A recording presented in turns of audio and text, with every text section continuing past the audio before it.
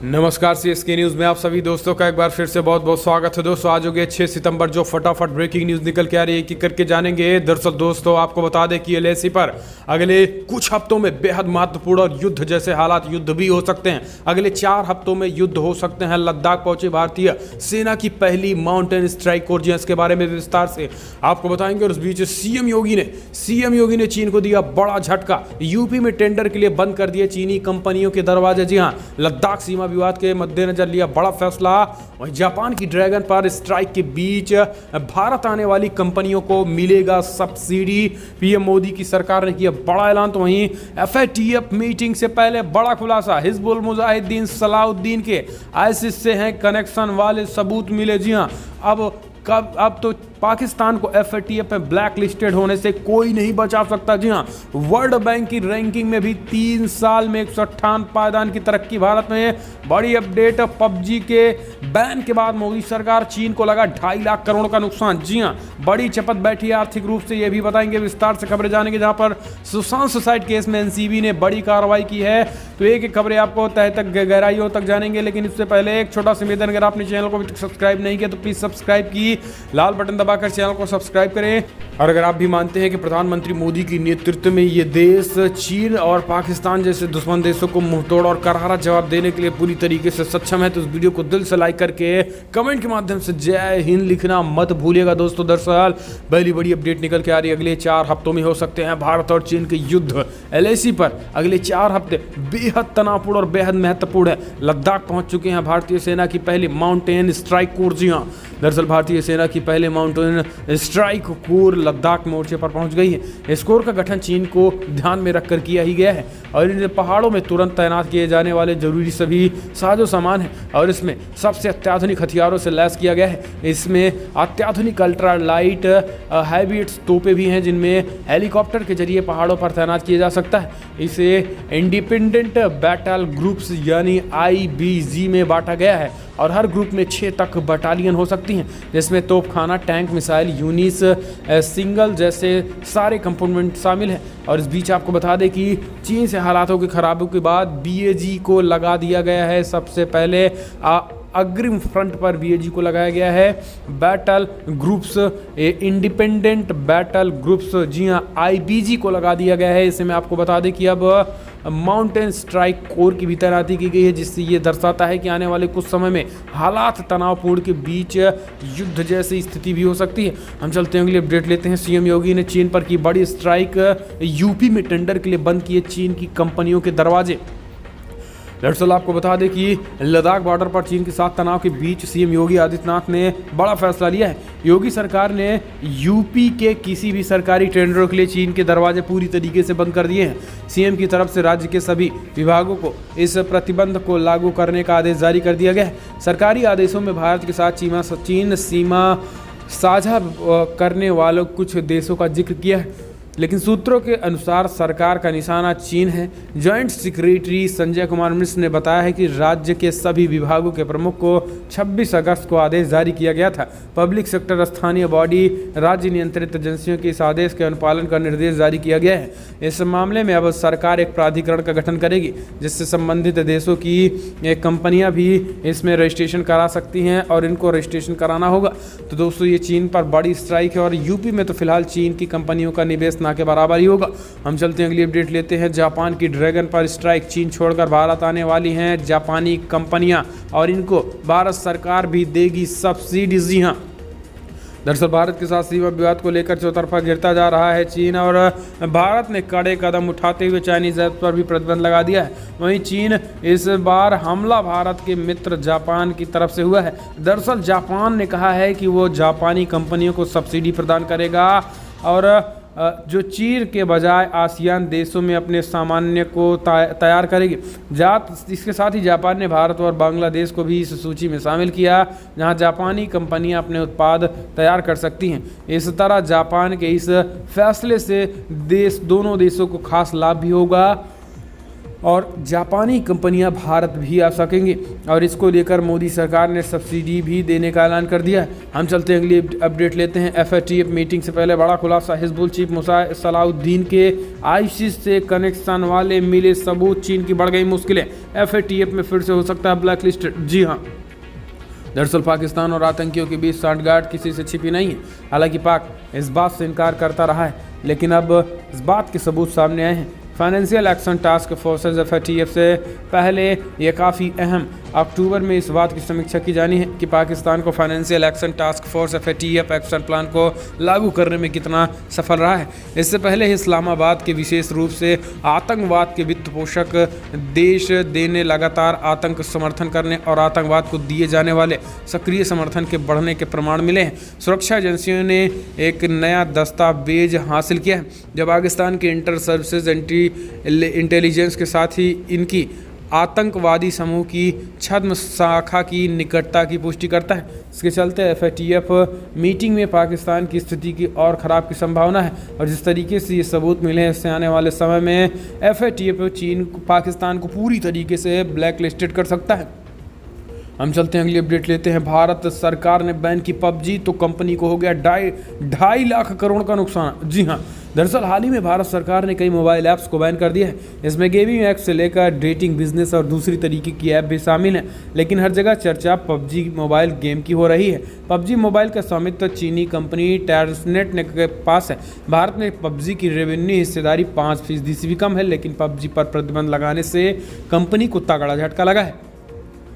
PUBG के ban होने से टेंसेंट को बड़ा झटका लगा। बीते दिनों टेंसेंट का बाजार पूंजीकरण 2.5 लाख करोड़ रुपए कम हो गया है, जिस बात की दूसरी बड़ी गिरावट है। ब्लूमबर्ग के अनुसार जब अमेरिकी राष्ट्रपति डोनाल्ड ट्रंप ने उनके ऐप WeChat पर प्रतिबंध लगाया था, तब कंपनी को 4.5 लाख करोड़ रुपए का घाटा हुआ था। और इस बार जब PM मोदी ने PUBG को बैन किया तो भारत से ही करीब 2.5 लाख करोड़ का घाटा हुआ है। तो आप समझ सकते हैं कि चीनियों की हालत खराब हो चुकी है। हम चलते हैं अगले अपडेट। सुशांत सुसाइड केस में बड़ा डेवलपमेंट, NCB ने दीपेंद्र सावंत को किया गिरफ्तार, अब तक 8 लोग गिरफ्तार। जी हाँ, सुशांत सुसाइड केस के मामले में नारकोटिक्स कंट्रोल ब्यूरो NCB ने एक और गिरफ्तारी की है।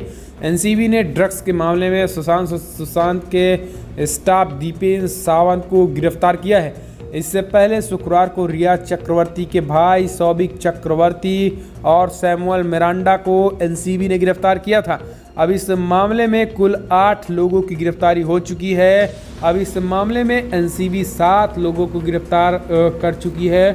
और NCB की इस ताबड़तोड़ कार्रवाई के बाद बॉलीवुड में पूरी तरीके से हड़कंप मच गया है और ड्रग्स का जो नेक्सस था बड़े बड़े लोगों में, उनके भी कान खड़े हो गए हैं, क्योंकि NCB कब और किसकी गिरफ्तारी कर ले, इसको लेकर हम चलते हैं अगली अपडेट लेते हैं। आपको बता दें कि कंगना की सुरक्षा बढ़ाए केंद्र सरकार, पिता अमरदीप ने जताई चिंता।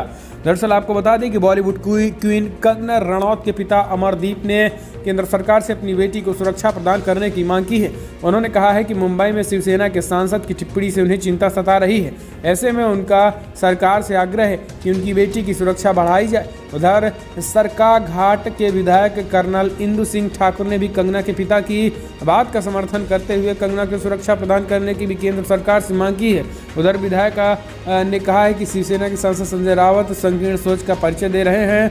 और इस बीच आपको बता दें कि हरियाणा के गृह मंत्री अनिल विज ने भी कहा है कि महाराष्ट्र या मुंबई किसी के बाप की नहीं है। कंगना रनावत को सुरक्षा देनी चाहिए और कंगना रनावत के बारे में उल्टी सीधी बात कहने वालों को 10 से 12 में सोचना चाहिए। हम चलते हैं अगली अपडेट लेते हैं। बिहार विधानसभा चुनाव में CM नीतीश ने खेला दलित कार्ड, SC ST की हत्या हुई तो परिवार के एक सदस्य को नौकरी मिलेगी।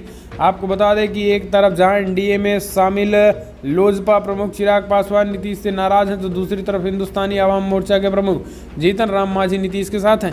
लेकिन इस बीच अनुसूचित जाति जनजाति के परिवार के सदस्यों की हत्या होने पर एक सदस्य को नौकरी देने का नीतीश कुमार ने मास्टर स्ट्रोक चल दिया है, जिससे दलितों का जो वोट बैंक है वो पूरी तरीके से एक मुठ नीतीश सरकार के साथ आ जाए। ये बड़ा अपडेट है। हम चलते हैं अगली अपडेट। मध्य प्रदेश उपचुनाव में गूंजेगा भगवान राम का नाम, आमने सामने बीजेपी और कांग्रेस पार्टी।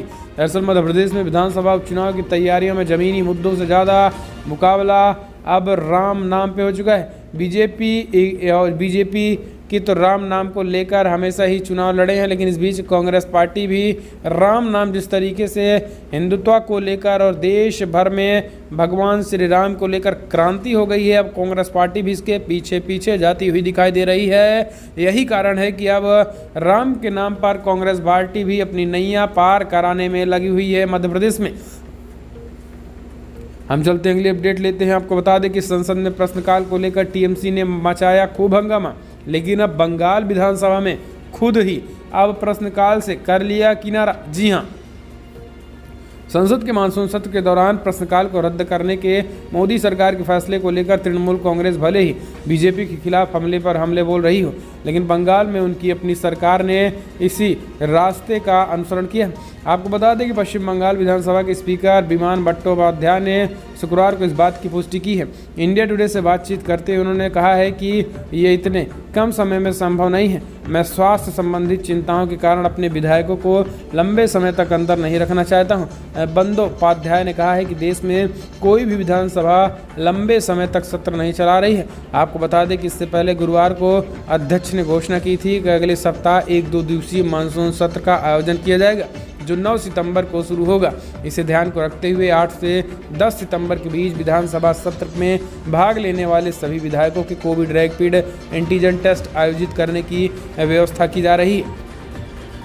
हम चलते हैं अगली अपडेट लेते हैं। आपको बता दें, हिंदू देवी देवताओं के खिलाफ ट्विटर पर लिखा अपमानजनक पोस्ट तो विश्व हिंदू परिषद ने किया केस। जी हां, विश्व हिंदू परिषद के प्रवक्ता विनोद बंसल ने social micro blogging site Twitter के खिलाफ दिल्ली और मुंबई में केस दर्ज करवाया है। आरोप है कि ट्विटर पर ईरान मूल के एक कैनेडियन लेखक ने हिंदू देवी देवताओं के अपमानजनक पोस्ट लिखे हैं। इस केस में विश्व हिंदू परिषद ने आरोप लगाया कि इस लेखक के खिलाफ इसे अपमानजनक पोस्ट लिखने के बाद भी कोई कार्रवाई नहीं की गई है। आपको बता दें कि आरमीन नबाबी नाम के इस लेखक ने ये पोस्ट 3 सितंबर को लिखा था, जिसके बाद अब विश्व हिंदू परिषद ने ये नाराज़गी जाहिर की है कि ट्विटर अभी तक इसके पोस्ट को क्यों नहीं हटाया है।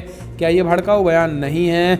अगर बीजेपी के कोई नेता इसी तरीके के काम करते तो वो अभी तक उनके पोस्ट को पूरी तरीके से न केवल हटाते बल्कि उनके अकाउंट को भी सस्पेंड कर दिया जाता। तो ये ट्विटर की दोगली नीति और रीति नहीं चलने वाली है, इसलिए जल्द से जल्द इस पर भी एक्शन लिया जाए। हम चलते हैं अगली अपडेट लेते हैं। आपको बता दें कि बिग ब्रेकिंग, बिहार असेंबली चुनाव में सुशांत का मुद्दा भुनाने की तैयारी में बीजेपी, छपवाए पोस्टर, लिखा न भूले हैं न भूलने देंगे। आपको बता दें कि अब तो ये साफ हो गया है कि बिहार विधानसभा चुनाव में सुशांत सिंह राजपूत केस का मुद्दा हावी रहने वाला है। फिल्म अभिनेता सुशांत सिंह राजपूत का मुद्दा बिहार चुनाव में उठेगा, इसकी शुरुआत हो गई है। सुशांत सुसाइड केस के मामले में बीजेपी कला संस्कृति प्रकोष्ठ के बिहार संयोजक वरुण कुमार सिंह ने इस पोस्टर पर एक स्लोगन लॉन्च किया है। इसमें लिखा है कि न भूले हैं न भूलने देंगे के जरिए जाहिर सी बात है कि सुशांत सिंह राजपूत बिहार के रहने वाले थे। ऐसे में जब मौका चुनाव का हो तो कोई भी राजनीतिक दल इस मौके को भुनाने से अपने आप को नहीं रोक सकेगा। वरुण कुमार सिंह का कहना है कि सुशांत राजपूत को न्याय दिलाने को लेकर वो शुरुआत से ही आवाज़ उठाते रहे हैं। दिवंगत अभिनेता सुशांत सिंह राजपूत की मुस्कुराती फोटो गाड़ी के में लगाई गई। फोटो के ऊपर लिखा गया कि जस्टिस फॉर सुशांत, तो अब आप समझ सकते हैं। हम चलते हैं अगली अपडेट लेते हैं। आपको बता दें बिग ब्रेकिंग, जहां पर केंद्र सरकार का कांग्रेस को स्पष्टीकरण, कहा सरकारी पदों पर जारी रहेगी भर्ती, नहीं लगाई जाएगी कोई भी रोक। दरअसल केंद्र सरकार ने स्पष्ट किया है कि कोरोना वायरस महामारी से उत्पन्न आर्थिक संकट के बीच सरकारी खर्चों पर अंकुश लगाने के लिए शुक्रवार को जारी किए गए व्यय विभाग ने सरकारी नौकरियों के लिए भर्ती पर कोई असर नहीं डाला है। वित्त मंत्रालय की ओर से जारी किए गए बयान में कहा गया है कि सरकारी एजेंसियां जैसे कि एसएससी, रेलवे रिक्रूटमेंट बोर्ड से पहले ही की तरह भर्तियां जारी रहेंगी।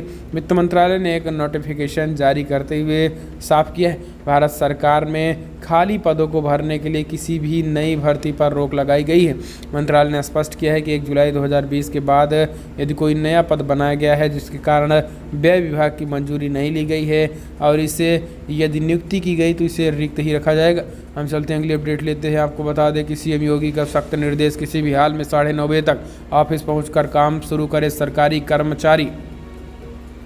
यूपी की योगी सरकार ने सरकारी कामकाज की प्रक्रिया को और तेज और समयबद्ध बनाने की दिशा में शुक्रवार को कई महत्वपूर्ण आदेश दे दिए। सीएम योगी ने मुख्य सचिव को इस बात के निर्देश दिए कि विदेश सचिवालय में सरकारी कर्मचारियों की समयबद्ध उपस्थिति सुनिश्चित करें। सीएम योगी ने कहा है कि सरकारी कर्मचारी सुबह 9:30 बजे किसी भी हाल में दफ्तर पहुंच जाएं और अपना काम शुरू कर दें। शुक्रवार को सीएम ने अधिकारियों को निर्देश देते हुए कहा है कि समस्त विभागों के विभागाध्यक्ष ये सुनिश्चित करें कि उनके विभागीय कर्मचारियों की उपस्थिति समय पर हो। तो अब ये यूपी में सीएम योगी आदित्यनाथ ने बड़ा ऐलान कर दिया है। हम चलते हैं अगली अपडेट दुनिया भर में कोविड-19 के आंकड़ों को भी एक नज़र डाल लेते हैं। दरअसल दुनिया भर में अब तक जो मृतकों की आंकड़ा है 2,66,00,000 के आंकड़े पार कर गया है। 2,66,22,000 कन्फर्म केसेस तो 8,74,000 करीब लोगों की मौत हो गई है। इस बीच यूनाइटेड स्टेट में 62,18,000 कन्फर्म केसेस तो वहीं 1,87,000 करीब लोगों की मौत हो गई है। ब्राज़ील में 40,92,000 कन्फर्म केसेस तो 1,25,000 के करीब लोगों की मौत हो गई है। इंडिया में भी 40,23,000 कन्फर्म केसेस तो 70,000 करीब लोगों की मौत है। दुनिया भर में कोविड-19 के आंकड़े। तो दोस्तों फिलहाल बड़ी खबर में इतना ही। पसंद आए तो लाइक करें। जय हिंद, वंदे मातरम।